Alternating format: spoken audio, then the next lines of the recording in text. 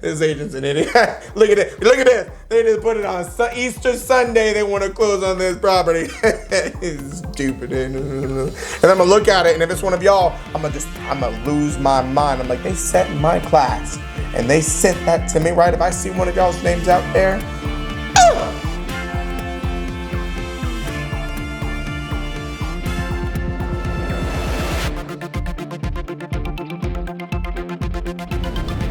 that due diligence money is due on the effective date. No ifs, ands, buts, or coconuts. That's when it's due per the contract. And earnest money used to be two options, right? There's check boxes. You either check the effective date or within 5 days of the effective date. But you know what's happening? Nobody was checking the freaking box. And so they eventually just said, Jesus Christ, let's just put it as 5 days, right? Like, I just imagine, like, the attorney who writes these things was just chain smoking a pack of cigarettes. And it's like, why can't they just check this box? Like, we gave them a box so they just check it. He's like, let's just get rid of it.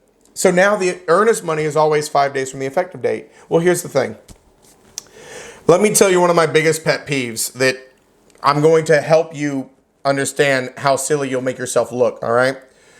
Number one, always make sure that you are picking the due diligence date for a reason.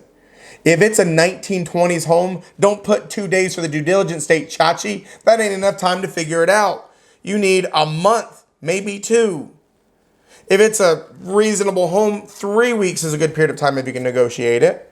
Okay? So be wise about your due diligence date. But let me tell you the even bigger one.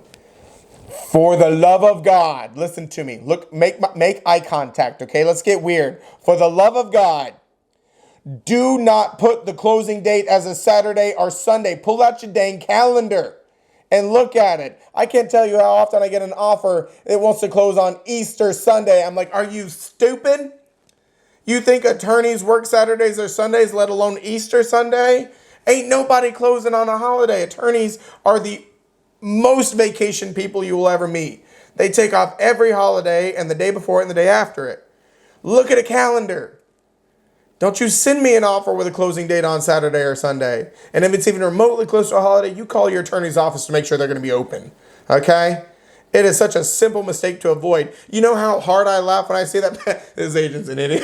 Look at it. Look at this. They just put it on Easter Sunday. They want to close on this property. It's stupid. And I'm going to look at it. And if it's one of y'all, I'm going to lose my mind. I'm like, they sat in my class and they sent that to me, right? If I see one of y'all's names out there, I'm going to lose my mind, right? It's going to hurt my feelings. I told y'all, you're supposed to be the best and the brightest after you come through our classes. You know what I'm saying? That makes good darn sense, doesn't it? Jason, this is an excellent question. He said, is it acceptable to write in 21 days from the effective date for the DD period, or must you write in an actual date? Legally, that is completely adequate. You could do that. There's no problem. Because is it something that you could track? Sure. The only thing is to make sure that everybody understands exactly how that 21 days flows. When we get into the offer to purchase and contract, it does talk about the computation of days and how we calculate them and everything.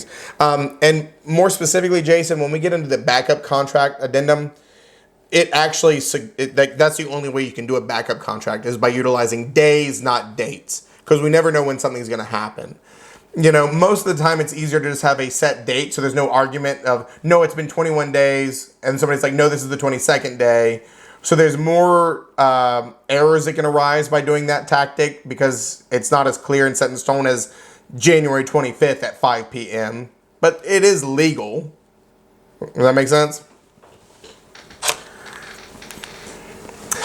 Failure to timely present offers and executed contracts. Folks, remember we've got the delivery of instruments rule. You got to deliver everything immediately in no case later than 3 days. Okay?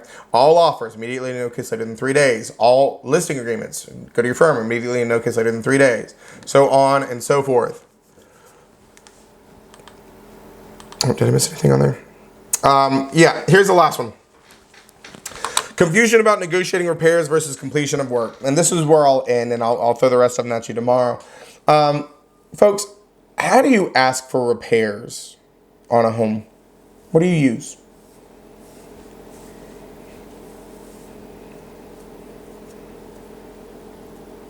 You get a quote. Due diligence Repair request, DDRA.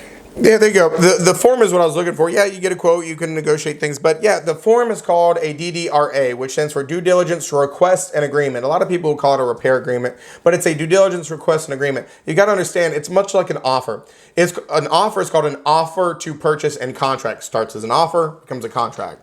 Well, DDRA starts as a request and becomes an agreement if all parties agree.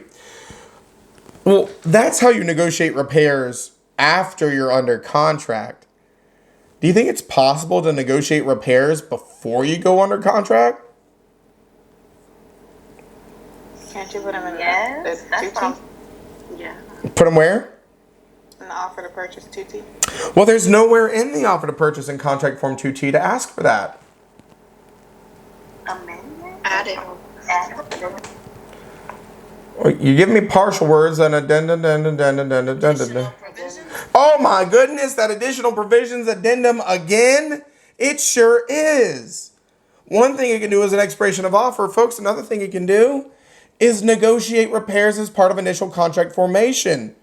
Folks, if you find your buyer's dream house, but that roof is 55 years old, might you want to put in an offer that says, here's everything that we'll give you, but we need you to put us a new roof on. If they agree to it, they've got to give you a new roof. Folks, if there is something that is a non-negotiable, you better negotiate it as part of a contract formation. Because remember, there is zero obligation to negotiate repairs after we're under contract. The contract is the contract is the contract. So you can negotiate repairs as part of initial contract formation with the additional provisions addendum.